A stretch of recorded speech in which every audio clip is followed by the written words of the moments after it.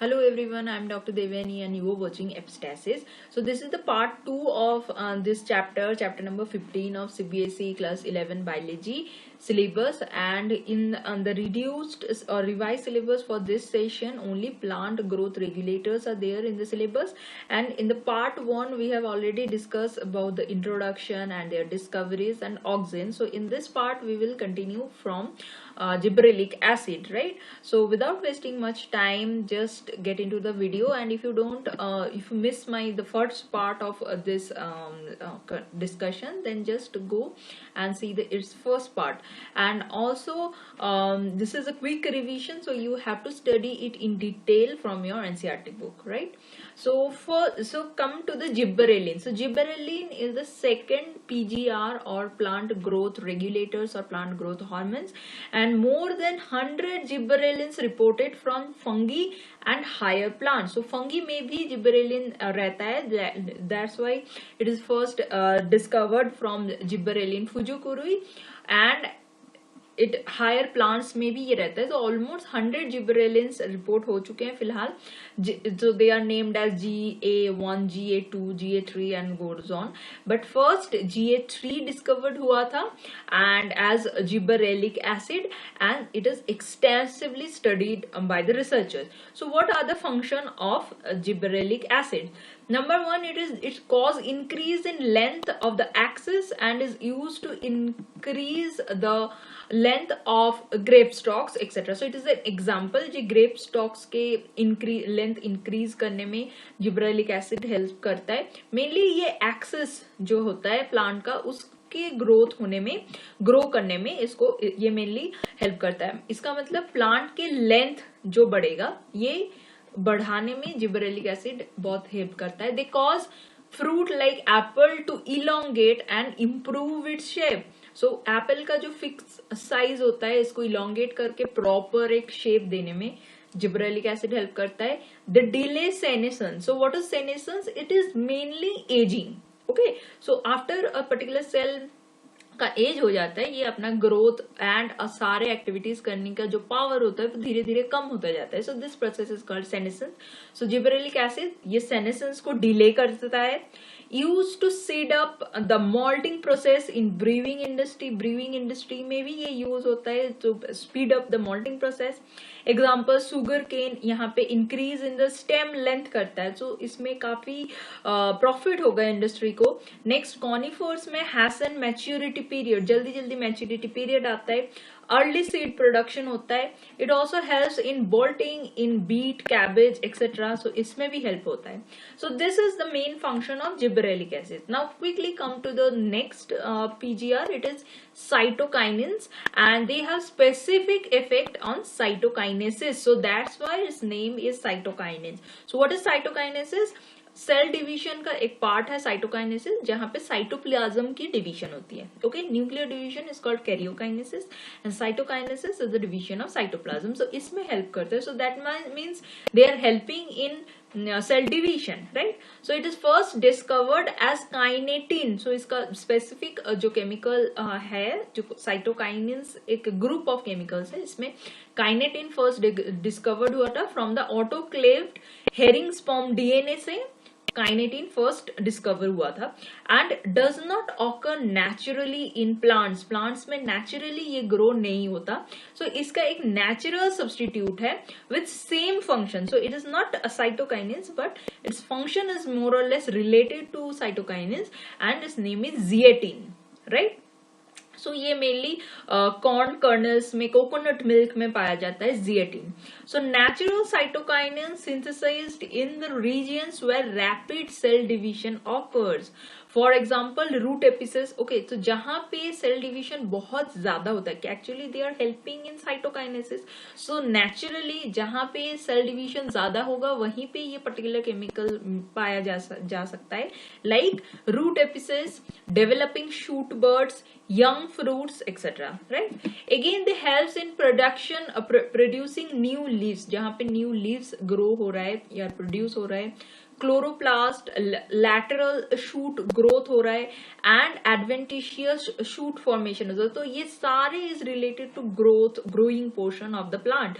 सो जहां पे ये सारे चीज होता है वहां पे जिएटिन और साइटोकाइनिन्स पाए जाते हैं। So help in overcome of apical dominance. So apical dominance is a phenomenon जो हमने पहले वाले वीडियो में डिस्क्राइब किया है, जहां पे जो एपिकल बर्ड होता है वो लैटरल बर्ड्स को ग्रो होने नहीं देता। ठीक है, तो नेचुरली जहां पे ये प्रोसेस को ओवरकम करने में हेल्प करता है this particular PGR, that is cytokinins, a group of a particular chemical called zeatin जो naturally पाया जाता है and it help to overcome apical dominance. Next, they promote nutrient metabolism which helps in the delay of leaf senescence. Okay, senescence मतलब leaf की जो aging है इसको delay करना है. So it is again in the favor of plant growth. So it's promote a nutrient metabolism. So nutrient metabolism को promote करता है ताकि leaf senescence जरा late से हो, aging जरा late से आए, right? Next PGR is ethylene. Ethylene is a gas, so it is a simple gaseous PGR and it is synthesized in large amount by tissues undergoing senescence and ripening food. So जहाँ पे aging हो रही है, जहाँ पे ripening of fruits हो रही है, वहाँ पे this gas is formed. Okay, so it is a gaseous PGR and senescence and ripened fruits में ये गैस बहुत ज्यादा अमाउंट में प्रोड्यूस होता है. It's mainly help in horizontal growth of seedlings. Seedlings के horizontal growth में help करता है. Swelling of the axis and apical hook formation in the dicot seedling. Dicot seedlings में specifically जो swelling होता है axis and apical hook formation के लिए वहाँ पे help करता है ethylene. Promotes senescence and abscission of plant organs, mainly leaves and flowers. So why? एक पर्टिकुलर टाइम के बाद जो मेच्योर फ्लावर्स एंड लीव्स हैं उसको हमें ड्रॉप कर देनी है प्लांट से, तो this natural procedure is called abscission. And also senescence is very important because after a certain age of the different parts of the plant it has to be die, right? So ये ethylene का काम just opposite to oxane, gibberellin and cytokinins है, जहाँ पे ये promote करता है senescence and abscission, right? Next, highly effective in fruit ripening. So ये particular function बहुत helpful है food industry के लिए, जहाँ पे fruit होता है, fruit जो farms होते हैं उसमें use होता है, fruit को ripe करने के लिए ये helpful है. It enhances respiration rate. So during fruit ripening respiration rate बहुत ज़्यादा increase हो जाता है and this procedure is called respiratory climactic. So इसको करता है mainly ethylene. It's break seeds and bird dormancy, right? And initiate germination in peanut seeds, sprouting of potato tubers, etc. So कोई भी seed या bird का जो dormant period होता है, जो favorable condition में उसको break करके germinate करनी है, ये चीज करता है ethylene. Next, it also promotes rapid internodal or petiole elongation in deep water rice plant. So deep water rice plants में क्या होता है, ये internode और petiole बहुत ज्यादा elongated होता है ताकि वो जो leaf हो वो वाटर लेवल के ऊपर आ सके. सो दैट्स वाई इंटरनोड और पीटीएल को बहुत ज्यादा इलोंगेटेड होना चाहिए. सो ये पर्टिकुलर फंक्शन करता है ethylene. Next, promote root growth and root hair formation. So ये again root growth and root hair formation में भी हेल्प करता है.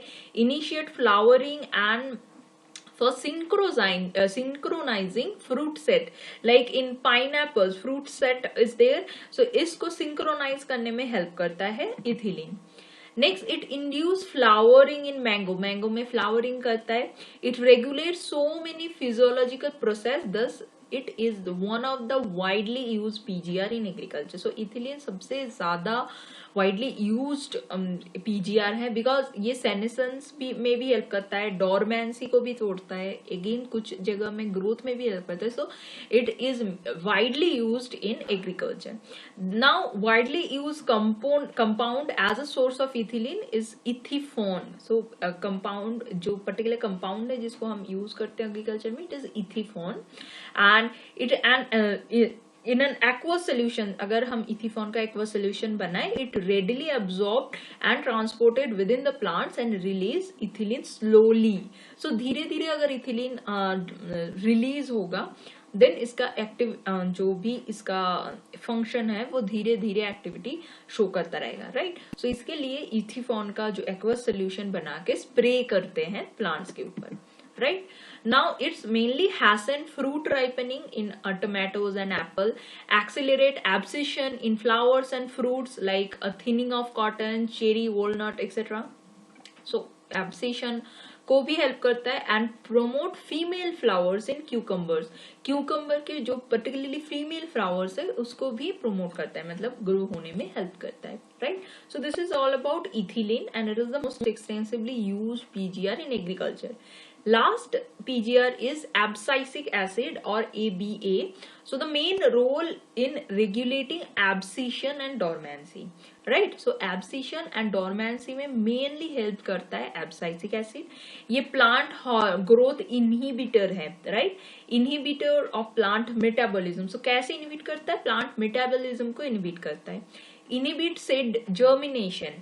सो सीड को जर्मिनेट होने से हेल्प इनिबिट करता है. तो क्यों ये हेल्पफुल है प्लांट ग्रोथ के लिए? Because if there is unfavourable condition for the seed germination then the seed has to be in the dormant phase, right. So इसको प्रमोट करता है abscisic acid. Stimulate closure of stomata. अगर stress में है plant, okay, इसका मतलब water नहीं है उसके आसपास के एटमॉस्फेयर में, देन क्लोजर ऑफ स्टोमेटा करके ये ट्रांसपीरेशन को कम कर देता है. यस, तो रिटेन करने, जितना भी वाटर उसके अंदर है उसको रिटेन करने में हेल्प करता है. Next, increase the tolerance of the plant to various kind of stress. So it is again called as a stress hormone because कोई भी type of stress हो जो environment में हो सकता है, या फिर nutrition की कमी है या फिर water की कमी है, इसको withstand करने के लिए this hormone is very important. So that's why they are called stress hormone. And again important role, they have important role in seed development, maturation and dormancy. Help seeds to withstand desiccation, ताकि इसमें desiccate ना हो जाए, जिसका मतलब loss of water ना हो जाए, and other factors which are unfavourable for the growth के लिए जो भी चीज अनफेवरेबल है उसको विथस्टैंड करने में हेल्प करता है.